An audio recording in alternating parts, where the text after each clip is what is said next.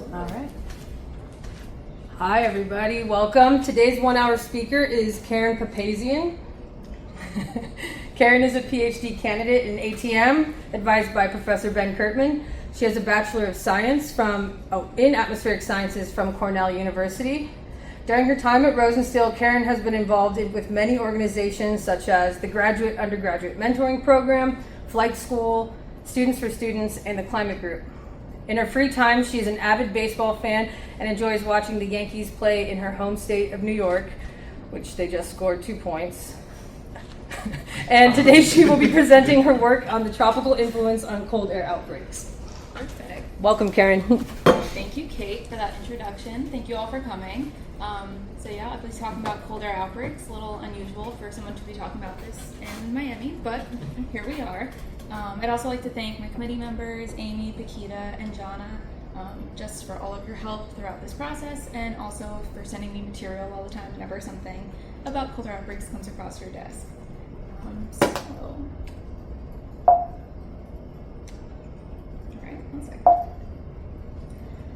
All right, so just a little bit of an outline of what I'll be going through today. So I'll be talking a little bit about some background and motivation as to why this topic really came about and why we're really doing this study. And then I'll go into the methodology such as the cold air outbreak criteria and the idealized modeling that we used in this study as well.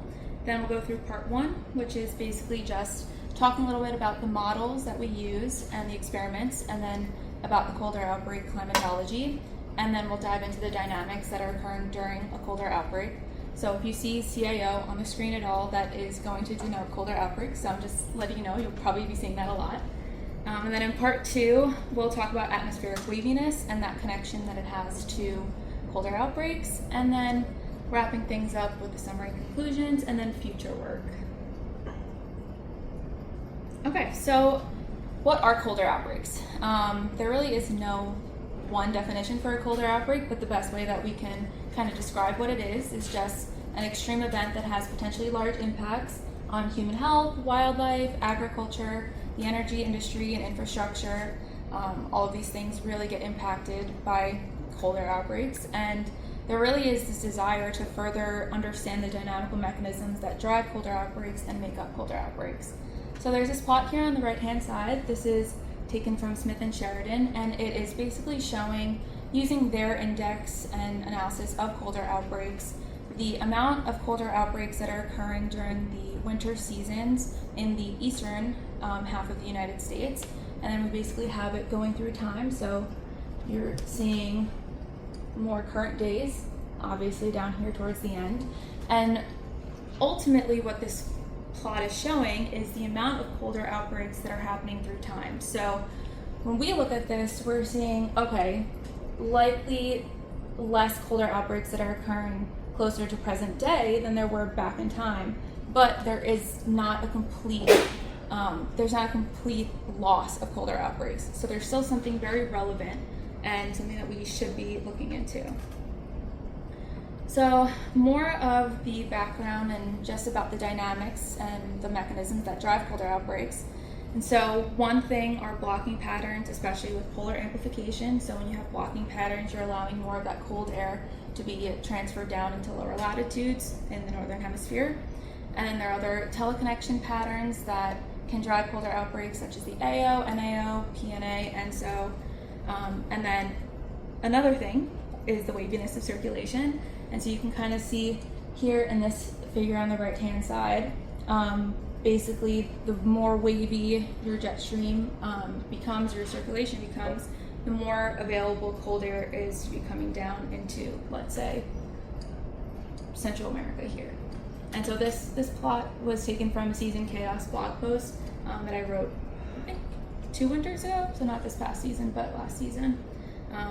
And another dynamical mechanism is just the varying strength in the pressure systems that lead to changes in wind and circulation patterns. All right, so over the past few decades, what we have seen and what we have noticed is that there is this expansion of the tropical belt. And this will become a little bit more relevant when I talk to you all about the setup of the simulations that we used and the experiments that we ran for this project. And so what we know in terms of things that kind of influence this expansion of the tropics is one, stratospheric cooling intensifying the stratospheric polar vortex, and that in turn leads to a poleward shift of the tropospheric jets. Another thing is the mid-latitude storm tracks. They're shifting poleward under global warming. There are many studies that show this. And then what we do see in other studies as well is that during the 21st century, global warming will shift the boundaries of the Hadley circulation poleward. And this plot here, taken from Seidel et al. On the right-hand side, is basically just showing different components of the atmosphere that are looked at throughout different literature articles. And it's basically showing on the y-axis the width of the tropics. So each of these components is basically alluding to a shift of the increase in the width of the tropics as we go forward in time to present day. So this definitely gives us a little bit of motivation into why we set up the models the way we set up, which is what I will get to a little bit. So in terms of our colder outbreak criteria, so a lot of the colder outbreak criteria that's out there in the literature really bases itself off of the Vavris et al. 2006 criteria. Please speak close to microphone. Yeah. Yeah, because I don't know like the same Yeah. one. Well, there is I don't know no Is there a microphone. microphone? I could talk a little louder. Yeah, That would be great. that will be Yeah, better you got it. because it's not good for the video recording. All right. The New York will come out, I think. Okay, so the Vavris index on the left-hand side here is really what a lot of the studies out there tend to base themselves off of. And so for the Vavris index, it's basically a magnitude with the daily mean surface air temperature being at least 2 standard deviations below the mean wintertime surface air temperature. And they have a threshold here of 2 consecutive days. And so a lot of other literature articles after Vavris change up either their duration, or if they're looking more at an absolute temperature, or if they're sticking with standard deviation. And so for our analysis, we decided that we were going to stick a little bit closer to the Vavris index, and we were going to look at the daily mean surface air temperature being at least 2 standard deviations below the daily surface air temperature climatology. And so our goal here is to really look at the extremes and not focus on the spatial extent necessarily. And also, we choose this index in terms of looking at a standard deviation over, let's say, an absolute temperature threshold, because we really think that when you're looking in terms of like ecosystems, they're usually on the edges in terms of what they're flexible with in terms of temperature. And so using the standard deviation is more so pertaining towards ecosystems and seeing how they can either accept colder outbreaks or not. So that's why we decided to look at the standard deviation, and also it's easier for us to compare that across the models that we put forth. So the duration here that we chose was 3 consecutive days, and that was really chosen because in our simulations that we run, there is a limitation in terms of 4-day colder outbreak events or 5-day colder outbreak events, and we attribute a lot of that to just the lack of availability for the sea surface temperatures to translate to atmospheric conditions, and kind of limiting the amount of temperature that's being able to be transferred. All right, so now let's talk a little bit about idealized modeling, and so this will pertain very much so into what my motivation and background is for these simulations that we run. So we use aqua-planet simulations for our modeling. So what these aqua-planet simulations are, they're just these idealized configuration of the globe in which the planet surface is completely water covered. So there is no land, there is no topography, and this is really useful when looking at dynamics and circulation patterns in the atmosphere, because you get to remove that land and topography interference. And so you can really focus on what's happening in the atmosphere, basically. And so these aqua-planet simulations are often zonally symmetric, and they definitely are used to isolate dynamics and circulation patterns. And also with aqua-planet simulations, they do remove seasonal cycles. So on the right here is a plot taken from Kurtman and Schneider, which kind of was, I would say, the reason why we started using aqua-planets. I just thought they were cool after this paper and kind of ran with it.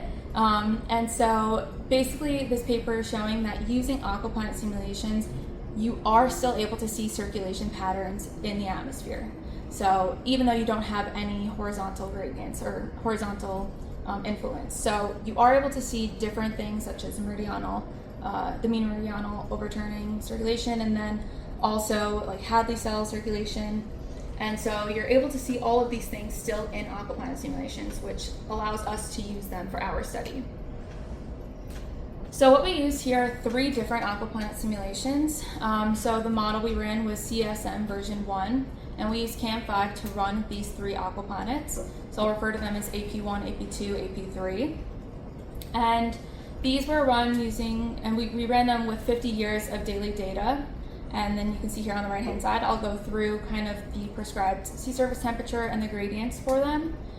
So all 3 of them have different extents of the tropics. So what I was referring to before with the expansion of the tropics, we're implementing that here in aqua-planet 2. So aqua-planet 1, we have more of what we would see typically with the sea surface temperature being a lot larger in the tropics and tapering off as you go poleward. And then in aqua-planet 2, you have this expansion of the tropics. And then for aqua-planet 3, we decided, let's see what happens if we just have one temperature going throughout and have no gradient whatsoever.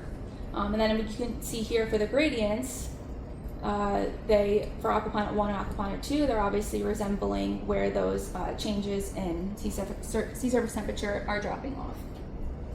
And then also what's really important to note here is that in aqua-planet 1 and aqua-planet 2, the global mean temperature of these 2 aqua-planets are the same. So there is no introduction of extra heat or anything within these 2 aqua-planets, so they are both remaining the same. So it's not like a climate change scenario. And then aqua-planet 3 is warmer than both aqua-planet 1 and 2. Oh, just a question. Yep. So the gradient you computed is reference to tropics, or the gradient you computed is reference to what? So the gradient was just looking at where you're having that temperature change happening on each of them. So it's not necessarily in reference to the tropics, but basically where you're getting this tapering off of temperature as you go forward. So just the gradient. When you have of the peak, right? Reference to peak value? Yeah. Okay. Okay, so on the left-hand side here is this table that I put together, basically showing the 3 different aqua-planet runs. And then next to it, you can see their global mean temperature. And then following that is the total number of colder outbreaks. And then lastly here is the location of 55% of the maximum number of colder outbreaks. So looking at these plots here, where these bands of increased colder outbreaks are is where this 55% comes into play. So this column here basically shows the colder outbreak count. So the number of colder outbreaks that are occurring within each of the aqua-planet simulations. And then again, I just have the zonal mean sea surface temperature and the gradient here on the side just for comparison purposes. And so you can see here that for aqua-planet 1, we have this banding structure off of the equator where you're seeing the most amount of colder outbreaks based on our criteria and our thresholds. And then for aqua-planet 2, as we shift or as we expand the tropics, we're basically seeing those number of colder outbreaks being expanded further northward or southward, depending on poles or depending on hemisphere. And then for aqua-planet 3, which is surprising, we're still seeing this banding structure of colder outbreaks, even though there is no gradient and no difference in terms of pole-to-equator sea surface temperature. And then also, additionally, what we're seeing with aqua-planets 1 and aqua-planets 2 is that the increased the location of increased colder outbreaks is happening a little bit poleward of where their sea surface temperature gradient is, or a little bit more equatorward where your sea surface temperature gradient is maximum. Okay, so now on the left-hand side here is the standard deviation, and this is of all 50 years of data and all global points. So we're looking here at for aqua-planet 1, 2, and 3. So what we're noticing here is that the minimum in standard deviation is occurring where you're seeing your maximum in colder outbreaks, and that's not unusual because it's easier for us to reach the threshold when you have a minimum in standard deviation. But then that limits us as we go poleward, because your standard deviation becomes a lot larger. So that's why a lot of our colder outbreaks are centered here, either straddling off of the equator or a little bit more poleward of that for aqua-planet 2. And then on the right hand side is the probability density function, and this is looked at for all. Yes, Amy, Just sorry. a quick question. Yeah. What is the standard deviation of what? Oh, sorry, the 2 meter air temperature. Sorry, didn't clarify that. And then also the probability density function is also for the 2 meter air temperature. And so basically what we're looking at here for the probability density function is we're seeing, this is only looking at the areas of maximum colder outbreaks. So where that 55% of those maximum colder outbreaks are occurring. And so what we see here is that for aqua-planet 1 and aqua-planet 2, we have more of this non-Gaussian-like curve, and we're seeing that there are longer, colder tails for these two. There's also a longer cold tail for aqua-planet 3, but as you can see here, the temperatures are slightly larger than you would expect for a colder outbreak. And again, that's because we are using a standard deviation as our threshold and not an absolute temperature.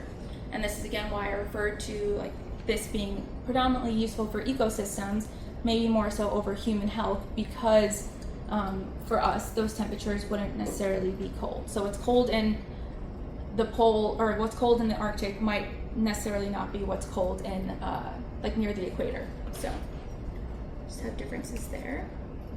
All right, so now as we get into part 1, some research questions that we have are: 1, how do colder outbreaks change with an expansion of the tropics, where the global mean temperature doesn't change? So those were with aqua-planets 1 and 2.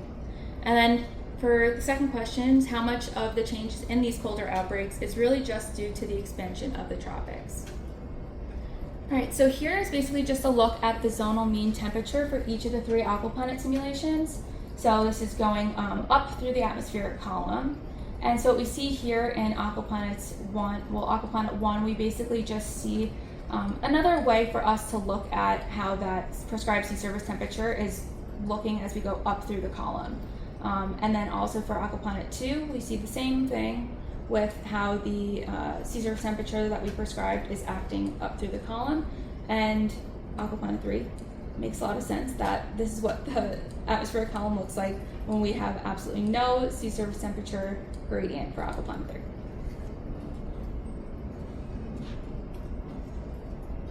Okay, so now we're taking a look at what the zonal mean temperature anomalies look like, specifically composited for colder outbreaks. So what we can see here is that in aqua-planet 1, we're seeing that the coldest temperature anomalies are occurring poleward of where we're having the maximum in colder outbreaks. And that is also what's occurring for aqua-planet 2. And also what we notice is that for aqua-planet 1, we have this broader scale, or this broader scale down here of how widespread these cold cells basically are. And then for aqua-planet 2, it's more of a less broad scale, and they're more condensed. And this definitely goes hand in hand with the standard deviation when we looked at standard deviation, because it was a little bit more wide for aqua-planet 1 than it was for aqua-planet 2. And then for aqua-planet 3, we can see here that there is really none of this connection between the upper atmosphere and lower atmosphere with the colder outbreaks. So there's none of the cold air basically going throughout the column in the atmospheric column. And so you're really only just seeing widespread cold anomalies, and they're not even that strong, but they're here at the surface.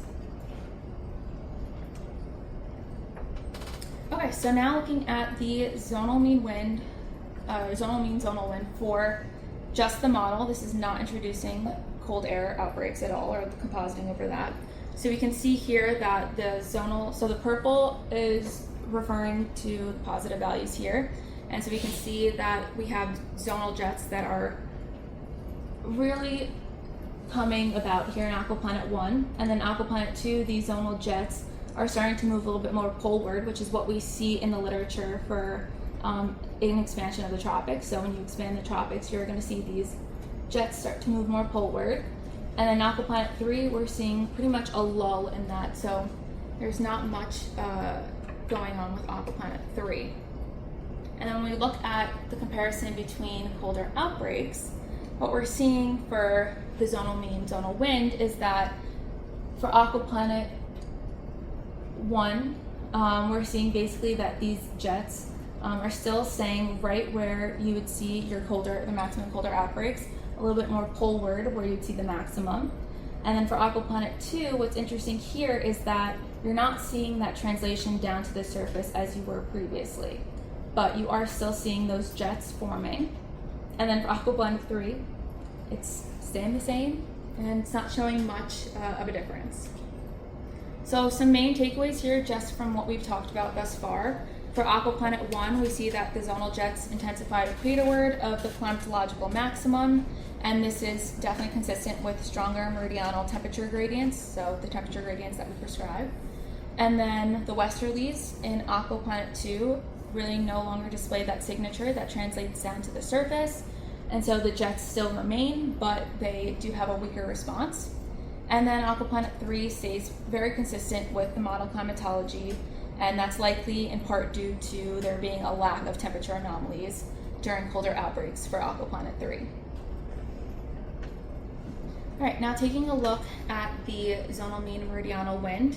So this is again just for the model, and so what we're seeing here specifically in aquaplanet 1 is we're seeing a nice Hadley circulation set up and basically showing that this is not necessarily what you would see in a normal atmosphere, but it's resembling more so of that than what aquaplanet 2 and aquaplanet 3 are showing.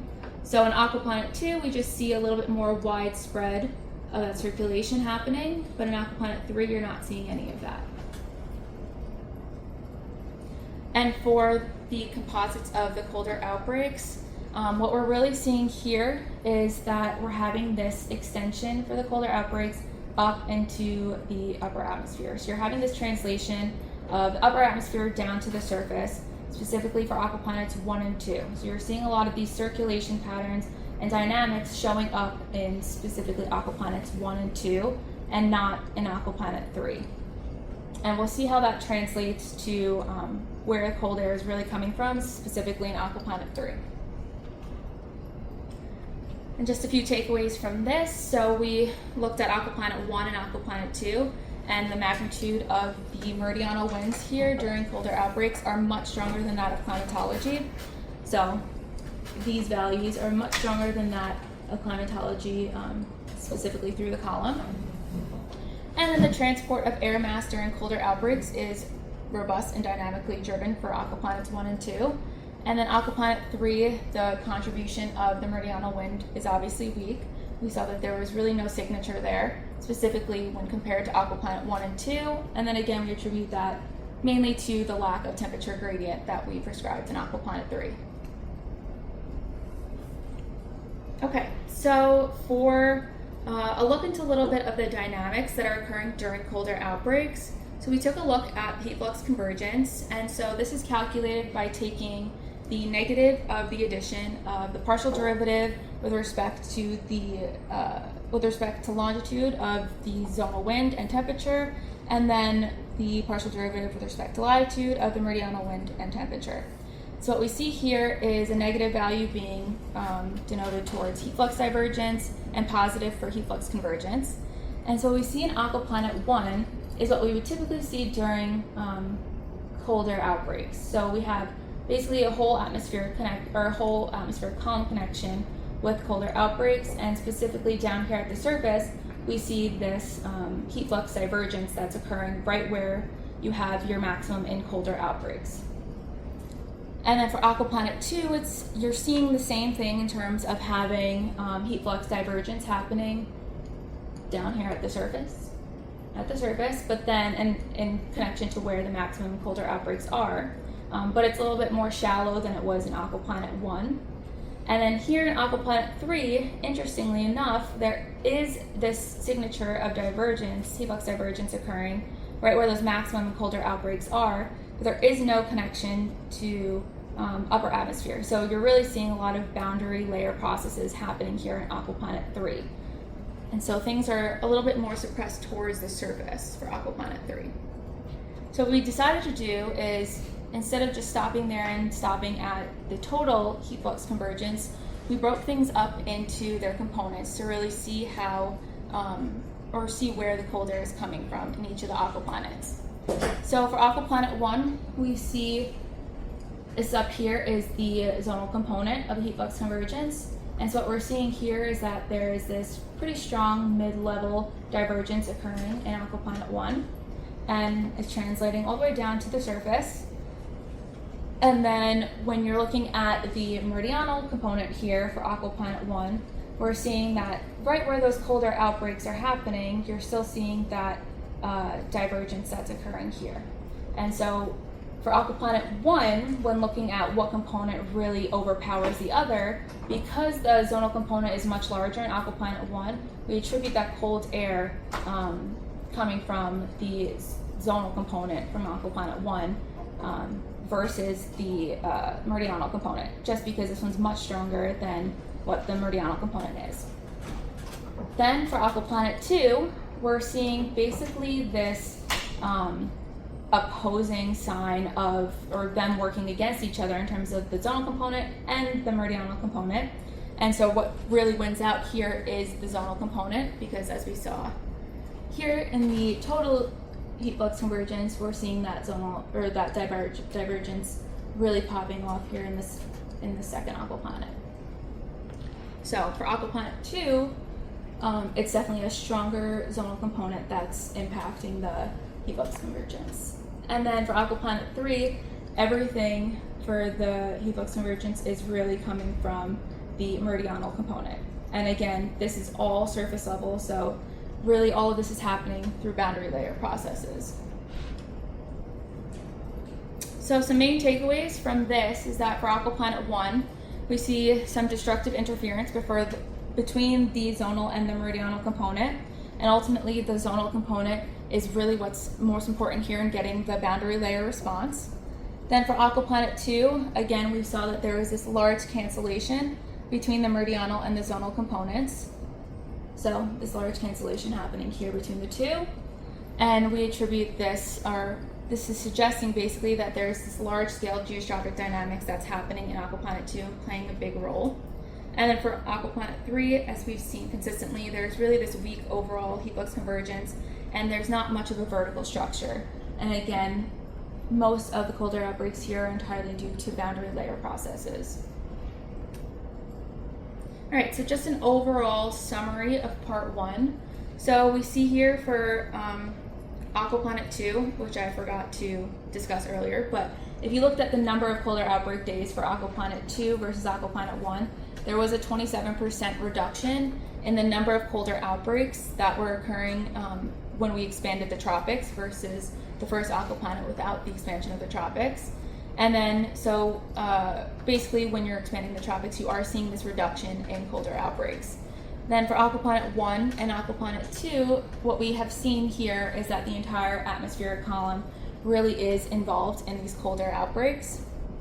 And then for aquaplanet 3, what we've noticed is that most of the cold air outbreaks are pretty surface trapped, and a lot of the cold air is just locally driven due to boundary layer processes.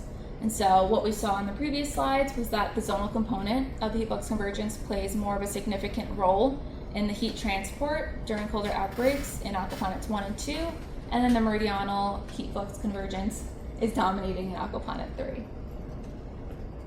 Okay, so now we're going to move on to part 2, a little bit of research questions that we have for part 2. So first off is, how does atmospheric waviness during colder outbreaks change with an expansion of the tropics, where the global mean temperature does not change? And then second off, we're going to look at when waviness is anomalously large and there are more colder outbreaks, are there more colder outbreaks, and vice versa. Okay, so we have this idea of atmospheric waviness, and what the literature really describes the waviness of the atmosphere is basically the change in the meridional extent of atmospheric waves and the jet stream. So basically, how does the jet stream, or how do these atmospheric waves move and how does that influence heat extremes, cold extremes, all of the above. And so there's this connection between waviness and the regional surface temperature extremes, and that's seen in a lot of the literature. And again, there is no universal waviness metric, so a lot of different articles use different things. A lot of papers either focus on the speed of the meridional wind or the extent of the wind as a form of a waviness metric. So here on the right hand side, this is a plot taken from Shaw et al. It's a more recent paper, and basically what they were looking at here is the wind speeds and how that impacts waviness. So they basically said that the wind speed, if that increases, the waviness will increase. So they go hand in hand. So when you're looking at these climate change scenarios or these future scenarios with more warming, we're seeing that increase in wind speed is going to occur, and therefore they're saying that in turn there will be more atmospheric waviness, and that would allow for more extremes to occur in terms of temperature extremes. Okay, so there is an index that was proposed by Francis and Vavris, and it is this Meridional Circulation Index, the MCI. And basically what it's looking at is this way to quantify waviness in the atmosphere. So if you have +1 to -1, you have a purely meridional flow, and then if it's 0, it's purely zonal. And so there are definitely some limitations with this index, but we applied it to our colder outbreaks, or our aqua-planet simulations, and in turn colder outbreaks, and we saw here that when we look at the MCI anomalies during colder outbreaks, we see that this structure basically resembles the meridional wind that we have in our aqua-planet simulations. So this bounding that the MCI has, it's really difficult for extremes to show extremes when using aqua-planet simulations. And also we see here that when we think of waviness, we usually think of an upper atmospheric type event, and that's where we would see most of the waviness, but here it's all basically surface driven. So it's really resembling the meridional wind more so than anything else. So it becomes a little bit of a limitation for us to use this type of index when wanting to quantify waviness of the atmosphere. So we see here as a main takeaway, the MCI here is heavily reflecting the meridional winds and doesn't really capture the extremes well enough to explain atmospheric waviness in terms of our aqua-planet simulations. And then the paper that I took this figure from, Shaw et al. They basically also used this MCI index, and they looked into it, and they also agreed that there is definitely some difficulty when trying to capture the responsive extremes, specifically because this index that they use is bounded. So what we decided to do for atmospheric waviness in our simulations was basically just use the meridional velocity squared, which is VV, and that's what we refer to it as, and basically use this as a proxy for atmospheric waviness. And so what we see here in these more green colors are more positive values, so they're denoting more of this increase in atmospheric waviness. And this is the anomalous waviness during colder outbreaks.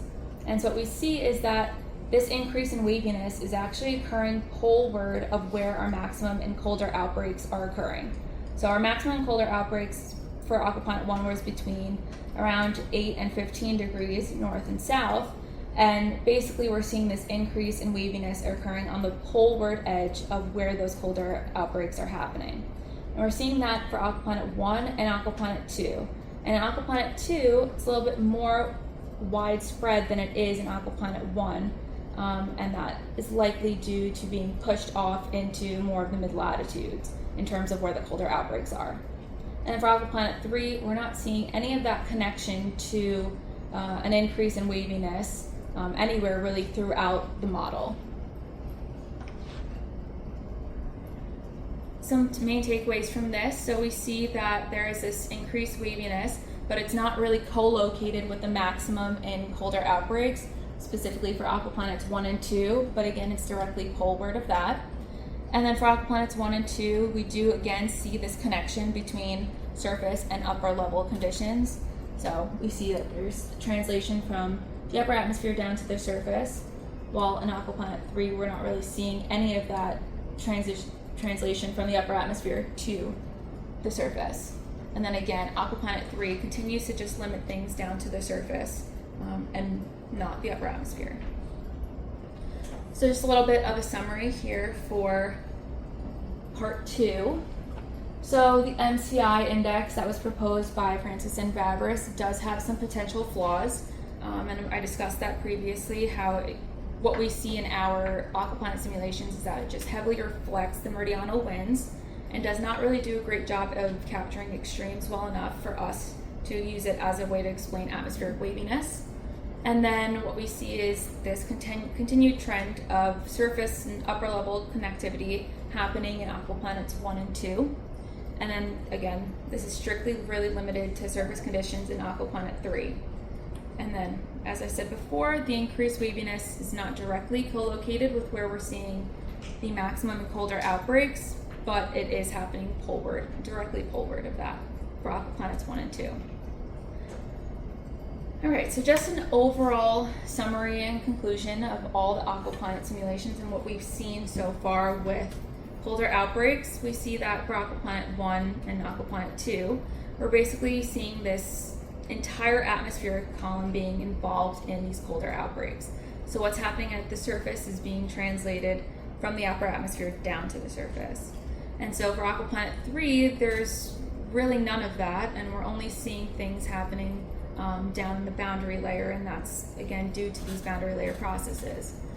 And then as the tropics expand without introducing global warming, which we did in aquaplanet 2, we did see that the number of colder outbreaks did decrease significantly from that of aquaplanet 1. So again, with the increase of the tropics, or the expansion of the tropics, we do see a decrease in colder outbreaks. And then the zonal component of the heat flux convergence really does play more of a significant role in the heat transfer of during colder outbreaks in aquaplanets 1 and 2. And then we saw that the meridional component really dominates in aquaplanet 3. And then again, I'll just keep harping on the fact that the increased waviness is located poleward and not directly in sync with where the colder outbreaks are in aquaplanets 1 and 2. So just a little bit of future work. There's really so much that you could do with aquaplanets. I could be doing 8 other PhDs if I wanted to, but I won't do that to Ben, and I won't do that to myself. So what we would do next is look into the connectivity to the real world. So aquaplanet simulations obviously do not have any land, so it's really hard to translate that into something that the public would want to hear about.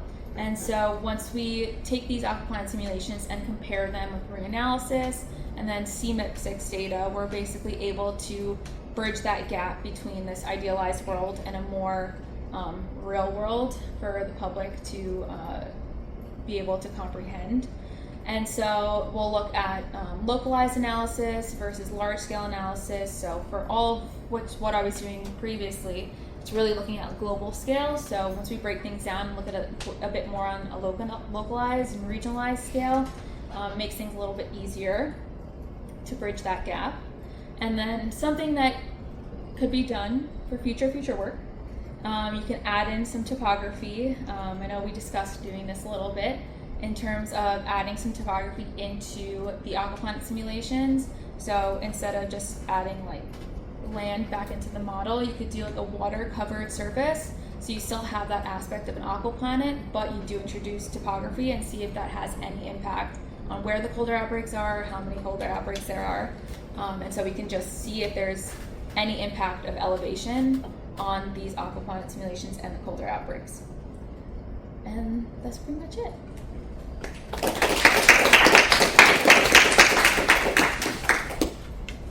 Are there any questions from the audience? Sam. Are there metrics of waviness that don't look at wind? Most of the metrics of waviness include the meridional wind. I'm trying to think if there's any that don't. I would say most of them include that because they want to see kind of how really that wind is moving, the extent of the wind and the waves. I'm sure they're.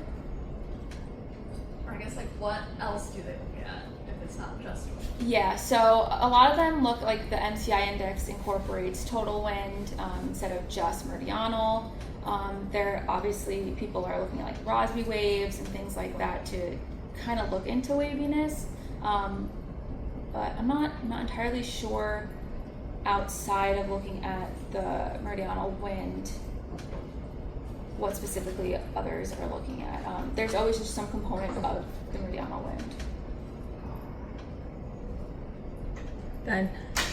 So, if I understand correctly, just thinking about aqua-planet 1 and aqua-planet 2 and 30% reduction in colder outbreaks.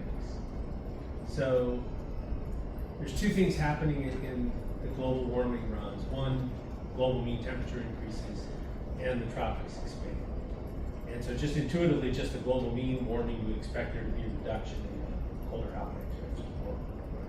So, but what you're finding is the biggest effect is the actual expansion of the tropics. So that's somehow affecting the dynamics of colder outbreaks is more important than the global mean temperature response, because when you just have all tropics and real strong global mean warming, your colder outbreaks go way up.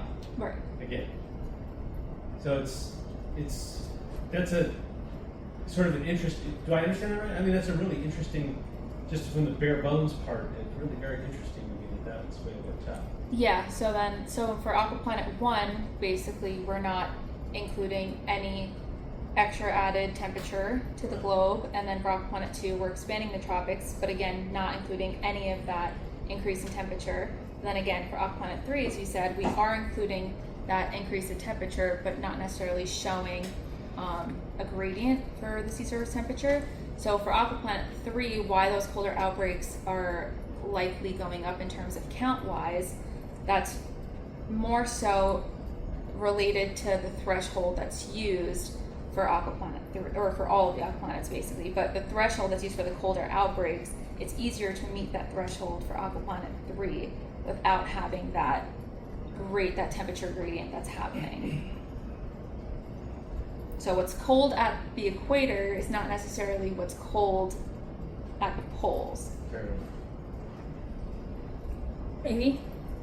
Just like moving towards this question about connecting to the real world, like when you say cold air outbreak, I'm thinking of a mid-latitude phenomenon, and you know, so in aqua-planet, is the cold air outbreak more focused on the tropic, you know, on the edges of the tropics? Because, I mean, well, what's missing from that? And am I getting that? Am I thinking about that right? Am I thinking about cold air outbreaks as being at least the most impactful one, as being more of like a in-latitude phenomenon?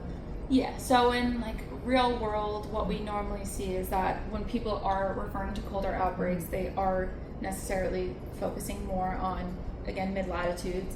I know specifically here in the United States, we always think about like Texas seeing all these colder outbreaks, or into the Midwest seeing all these colder outbreaks. But for us, what we're seeing in our aqua-planet simulations, because of the way that we described colder outbreaks and used that standard deviation threshold, we're more so able to see what the ecosystem response would be over like what normal colder outbreak thresholds will look at in terms of an absolute temperature threshold. So if you implement this absolute temperature threshold and say like, okay, if it's less than 30 degrees Fahrenheit or something, that is considered a colder outbreak, then that would dramatically reduce the number of colder outbreaks that we would see in the aqua-planet simulations. But that's more so what you would see in the real world. But again, when we're looking in terms of our aqua-planet simulations and just looking at the standard deviation for the threshold, that is more impactful for like ecosystems and more impactful for those closer to the pole or closer to the equator in terms of being maybe more so on the edge of polar outbreak, not a polar outbreak, but that would dramatically impact if wildlife can survive in that area or plants can thrive in that area. You calculated that for reanalysis. Yeah, I was just And gonna then ask that. you found it was more. Yeah, so Or if you equator. so if you use our index for reanalysis, you do see that those polar outbreaks are more equatorward. So there's that connectivity. Sam? Yeah. Do you expect that you'd see like similar patterns if you were to model this with like having land and ocean?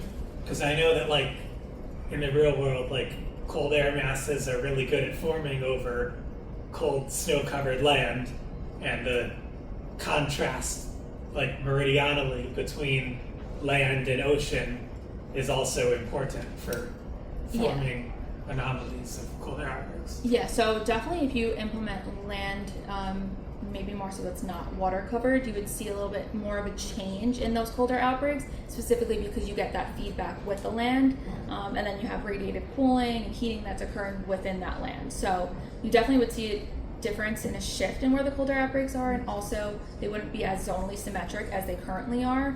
So let's say you add a piece of land in the northern hemisphere, you're not going to get that banding structure that you see in the aquaplanets, because there's nothing there really to kind of disturb that in the aquaplanets. So you will definitely see a shift if you implement that in the topography in the aquaplanet simulations. Thank you. James? Very cool talk, really. Thank you. What do you think seasonality would do in like the northern hemisphere? Do you think, I mean, based off Sam's comment, I'm kind of intuitively thinking in the wintertime we might see a few more cold air outbreaks. But in the aqua world, where we don't have snow on the ground, but we have just like a variation in temperature, how do you think that would affect the frequency of cold air outbreaks depending on the time of the year? Okay, so in our simulations, we don't see any seasonality. So there's no seasonality, so it's basically as if temperature is around the same type of climate throughout the year. So you're definitely not seeing that change in colder outbreaks for any type of season, which is why we're able to use that 50 years of data just fully through. But again, that is definitely different when you're looking at real world, because you obviously have to more so focus on the winter months, obviously. So a lot of the literature that's out there on colder outbreaks is more so looking at these colder outbreaks occurring over the winter months for them. But I don't know if that specifically touched on your question. So is it more of a, if we're including the land, is it more of like a surface process, do you think, or like atmospheric, jet stream coming down, bringing cold air? Yeah, so if you did include the land, it likely would be surface processing. So if you did include like an ice land, it would have a different type of connection than, let's say, like a piece of land with just like greenery on it. So there definitely would be a difference in seasonality with that over just a piece of land that had like absolutely no, or just vegetation on it over ice. Very cool, thank you. Yeah. Curious, is there ice in the aquaplanet? No. Okay. So there's no ice in the aquaplanet. It's all just water surface. Any more questions from the audience? I actually have one. Oh, sorry. Go ahead, Abhi. Yeah, so I have a question about your first part. You mentioned about like all the analysis is very consistent with the zonal temperature anomaly, but I found like zonal wind anomaly in simulation between AP1 and AP2 kind of not consistent compared to the zonal temperature anomaly. And I'm just wondering if you have the explanation for it, not this one. So this is the, this is the next one. Yeah. This one? Or this back one? Zonal wind anomaly. Okay, so this. Yeah, this one, if you see the AP1 and AP2, like if you see that, you compare with the temperature anomalies, compared to this one, I found it's like, here you see, they're like AP1 and AP2 is quite consistent. Right. But if you look at the zonal wind anomaly, they are not that consistent. Right, so From the so for the colder outbreaks, you see that you're kind of not seeing that consistency maybe between the two. Is that what you're saying? Yeah. Between these two? Mm-hmm. And Yeah. also like the heat convergence and all analysis you showed, it's really very well consistent. But here I noticed something different. I'm just saying if you have explanation for that. Yeah, I guess basically what we were looking at here is just how these jets are moving, but I do see what you're saying, how it's maybe not as consistent between aqua-planet 1 and 2 as most of the other things that we basically showed. And that's maybe due to, in part, this being pushed up into the mid-latitudes instead of being more equatorward driven, but I'm not entirely sure. Okay. I I'm have just that thinking, explanation. is that strong shift or is something happened? Okay. Yeah, no, I'm not entirely sure I have that explanation for you, but that's a really good question. Thank you. And I also have another your future questions. Yeah. You mentioned you want to include the land, and the simulation you show so far is like without land, right? Right. I'm just wondering, like, the cool thing to look at if you add land in the northern hemisphere, because because of global warming, we're getting more land, right? Because the Right. ice, the glaciers and everything. And then you at top of that the mountains, so you can see the land impact. Right, then and mountain then the impact. topography impact. Yeah, no, The that's... suggestion is like you are. Yeah, I mean, if I had all the time in the world, I would sit around and play with the aqua-planets forever, because there's just so much that you can do. And so I do think that would be a really interesting question. If you just put just put land in there versus land and topography, what the differences would be. So. And are you aware of anybody has done this like aqua-planet simulation that's aiding the land on, like, I know a lot of people are working on like using the aqua-planet simulation in Sweden, and I don't, but they do like not using the CSM model, but they have done work using the open access model that's come from Okay. the CMWF. Yeah, I think there is some work that was done that they basically included a rectangular piece of land in one of the hemispheres for the aqua-planet simulations, but there isn't a lot of work done regarding that, so it would be cool to kind of see that connection to my work if I did implement that. So that's really great. Thanks. Holder Mark did that in the 90s. Thank you, Dan. Mm-hmm. Holder Mark. What? The author's Dermark Oh. in the 1990s. Like 92, maybe. Okay, so like I just go right? Previous millennium. Are there any questions on Zoom, Roland? No. All right. Well, Do you have a question? well, I was just gonna. Yeah, I guess I do. I was gonna. Pointed the camera if you were. So you can ask. Well, I guess I had a couple questions, but I can ask them to you later. But I'm curious about like the. Well, Ben kind of touched on one of them. So I guess I was curious. So you picked 3, but do you have like a? Is there any way to? Do you have like a distribution of like how many were 2 days, 3 days, 4 days, 5 days? So for... Or was it just, did you just categorize like by a simple 3 day Yeah, plus? so it just categorized by a simple 3 day plus. 4 days there were a few, but far less than what there were for 3 days, and for 5 days there were none. Okay. And so that really is why we kind of chose 3 days, to just have some sort of a sample size to show. But they definitely did taper off the more duration you added. And so then, I guess, so for when you increase the temperature, but you don't increase the extent of the tropics, like in the AP3, that like, is there like, could you say that then like the cold air outbreaks are really driven by the surface processes and not the upper, is that kind of what you were saying? Yeah. So mostly it's all surface driven. Obviously there's dynamics that occur in the third aqua-planet, but the transfer of the temperature is mostly occurring down at the surface. Okay, cool. Thank you. All right, everyone, thank you, Karen, one more time.